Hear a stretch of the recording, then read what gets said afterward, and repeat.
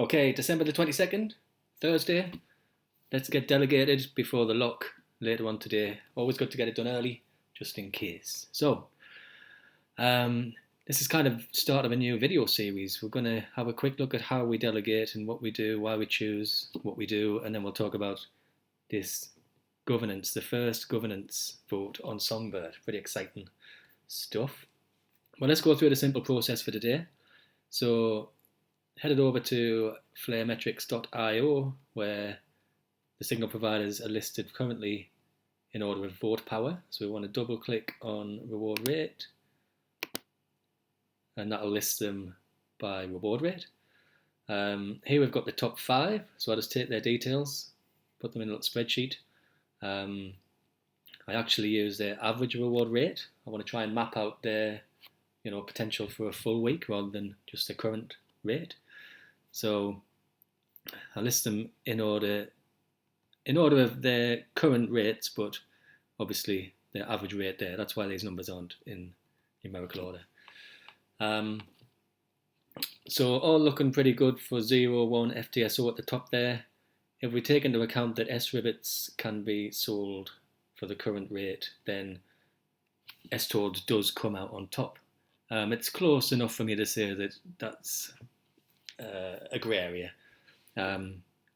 S toads often climb higher than 5th place, so you never know, they might be still on top, but S rivets also, you have to earn them for a week and then they come the following Saturday, so it's not like we have to assume that these prices can change a little bit. So I'd say this is kind of equal footing. Over the holiday period, I don't want to be worried about listing NFTs or selling tokens at the best rate and stuff. So I would put 0, 1 on top in this ranking. A couple of other checks that we have to look at and consider is the vote power lock. If it's over 10% right now, then the rewards get capped at that rate, and the amount of users who delegate there obviously get diluted after that rate. It just means that the rewards stop at 10% effectively, and nobody's actually hitting that 10% yet, so all good. The availability is something to factor in. So for several weeks now, I've noticed Oracle Swap and Atlas have both been fairly low, so that's something to be concerned about. If they were at the top, I would be worried about whether they're even going to be online enough for those rewards to come through. And what else? Obviously the fee. So like I said, S toads look to be on top when we did this calculation, but their fee is double that of 0, 1. So when things are fairly equal here, then we have to factor in those other issues, and like I say, I would put 0, 1 still on top once we've factored that in. So this is a very simple sheet. It's going to get much more complex as we move forward, because we'll include maybe at least the top 10, which would bring into play things like S4 rewards, which is similar to S rivets in the sense that you get them paid out as an extra, a bonus, so that might be bumping things up. And the NFT opportunities we might try and dig into, but it's quite hard to do when you've got several different rewards, and obviously listing NFTs doesn't bring in Songbird straight away. You have to assume that you're going to be listing them for a while, so we'll see how we play that. But we'll have to include a lot more of the signal providers in the coming weeks, simply because we expect this governance vote to go through. So this governance vote, if you would like to view it, there's the address. We'll put the link in the description. But all it really goes through is the vote cap coming down to 2.5%. I don't know what's going on there, but hey, let's scroll down to the dates.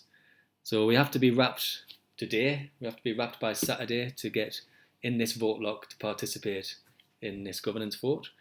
And once we're in the first week of the new year, then obviously things will conclude, the changes will be made, and then everything becomes much more decentralized. So let's explain that a little bit. Currently, the vote power lock being at 10% means all of these guys are well within the threshold, and we aren't incentivized to really delegate elsewhere. once this comes down to 2.5%, then anybody who is delegating will have their rewards stopped at 2.5%. Sounds slightly complicated, but it just means you're getting diluted. We want to be below that vote power threshold or cap because we want to get the rewards for the whole week. So it'll just bring in all these people into play. And the reason this needs to happen is because at 10%, it's feasible that a small portion of these providers could collude together, agree on the signals before they're sent, and always be at the top because they're always in the top 50% of signal providers. This has happened in recent weeks. This is a bad thing for a decentralized network. So I think everybody can agree that we want the vote power to be lower so that it brings in all of these people into play and makes it much more difficult for teams to collude. And therefore we are more decentralized.